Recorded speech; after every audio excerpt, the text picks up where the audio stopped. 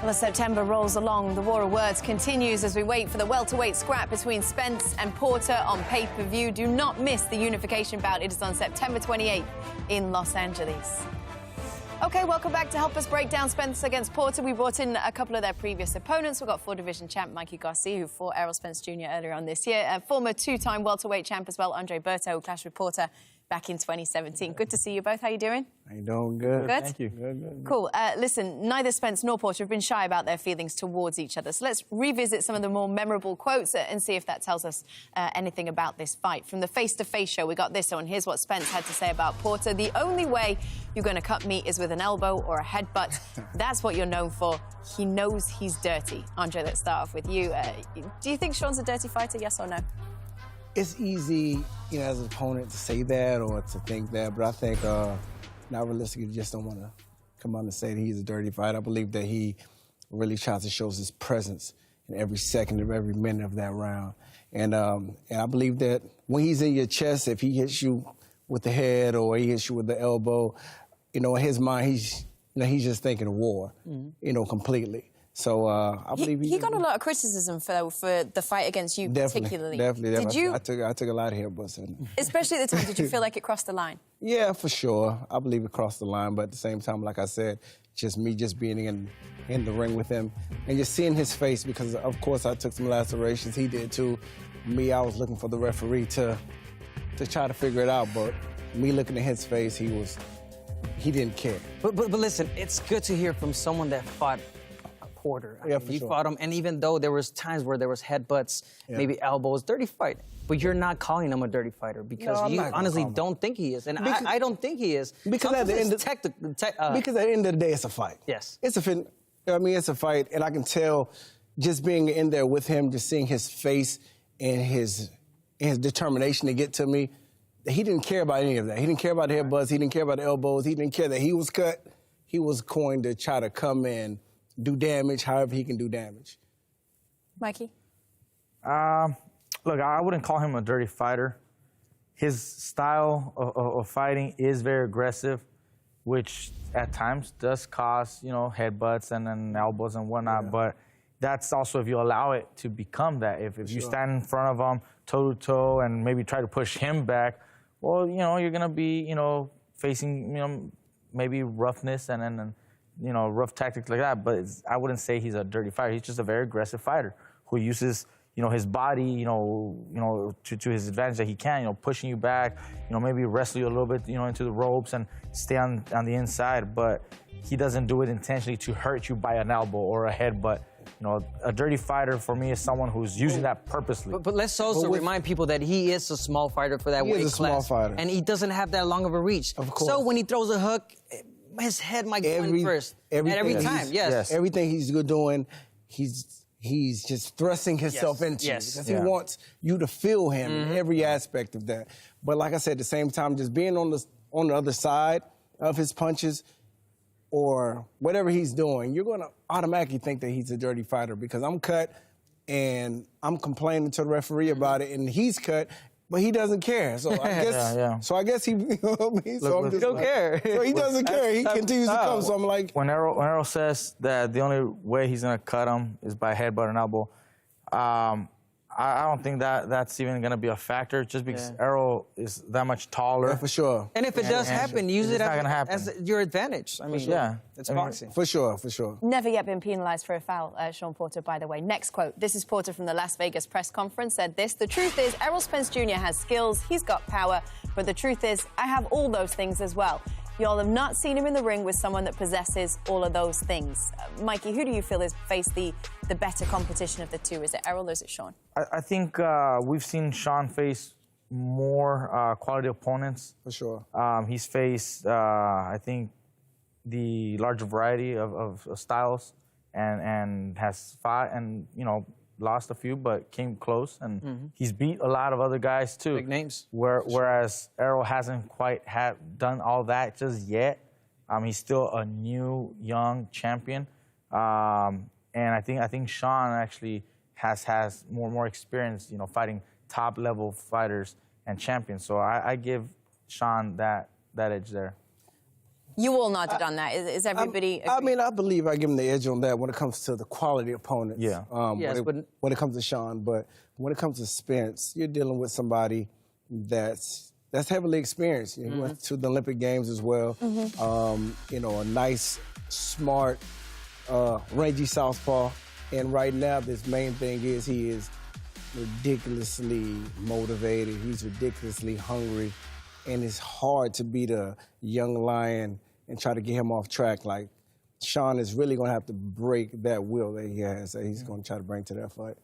You can have all that experience in the world that Sean has. Oh, for sure. If you haven't faced a fighter who's as complete as Errol and as complete a fighter as we saw against you in the ring, Mikey, does it make any difference? It doesn't. I don't think it does. I think they're both well experienced from amateur to pros now. Yes, Porter has faced maybe a little bit more big names than Errol Spence, but guess what? Errol Spence has better boxing abilities, you know, for sure. But I think that just equals that fight and their own particular styles. I think they're both great, and that's why it plays out to be a fantastic matchup, because you have a Porter that comes in face first, who cares, you know, elbows, maybe, you know, calm, dirty, whatever, but he's in there to fight, to make it exciting. For sure. And Errol Spence has never seen that. He's fought, Mikey Garcia, a technical fighter. Yeah.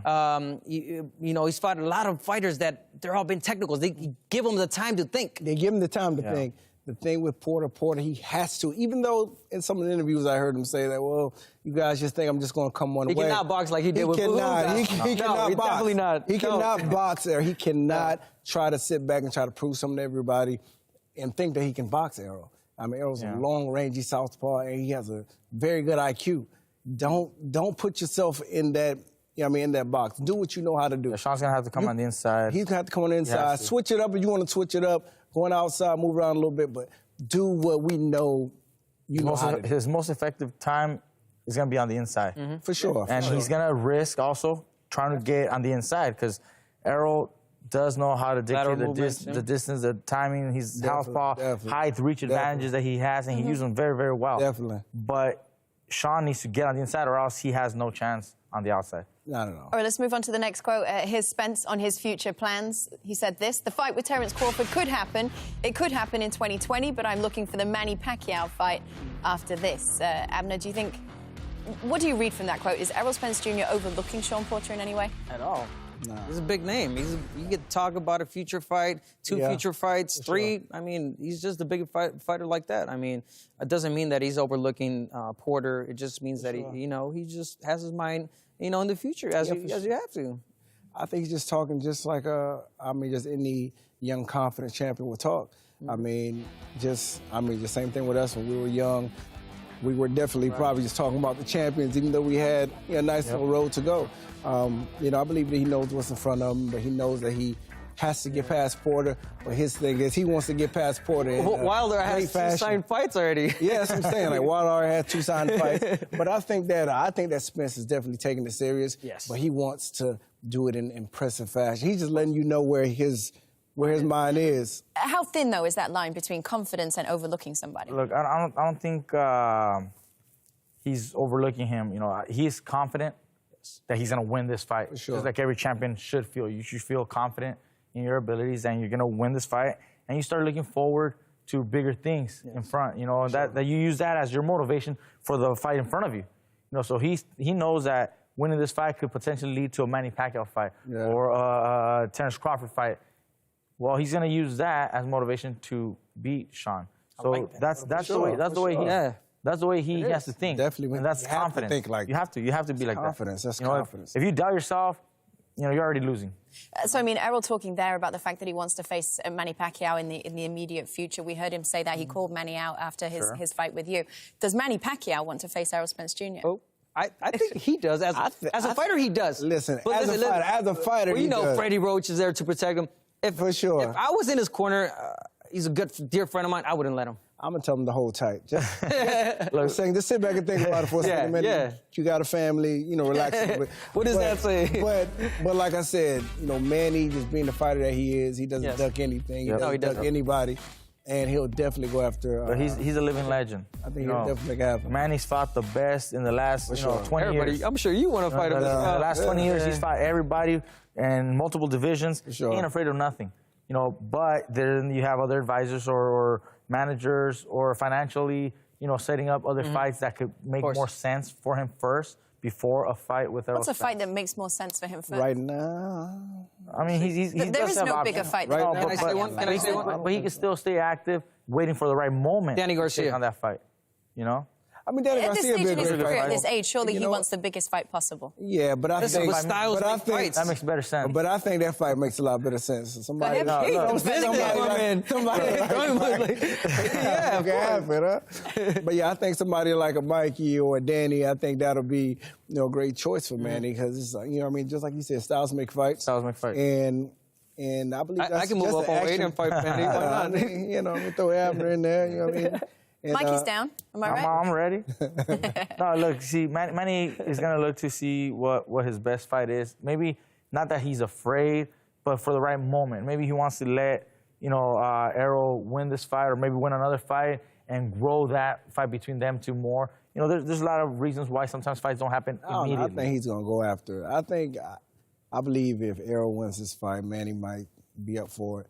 Because, I mean, at the same time, he is a fighter that really doesn't duck anybody. At the same time, you know, Manny knows that, you know, it's towards the end of his career as well. Sure. So Wow, he what might a want big to one. so he might just want to finish off strong and see what he has. We're running out of time. I'm so sorry. I appreciate you being here, Andre, Mikey. Thank you very much. Thank you. I got good news for you, though. We got the punching bag machine at the end of the show. You going to stick around? You've done it before. I did it. You're pretty high up on that list. Andre, how are you feeling? Listen, No excuses. Come on.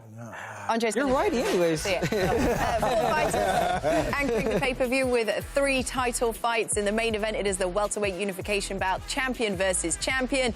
In the co-featured WBC super middleweight champ, Anthony Durrell will defend his title against unbeaten former champ David Benavidez. It is Saturday, September 28th, live and only on pay-per-view. Thank you for watching. Well, if you enjoyed that clip, make sure you click somewhere around here and subscribe. From fight highlights to exclusive interviews, we have got everything you need as a boxing fan right here on PBC on Fox.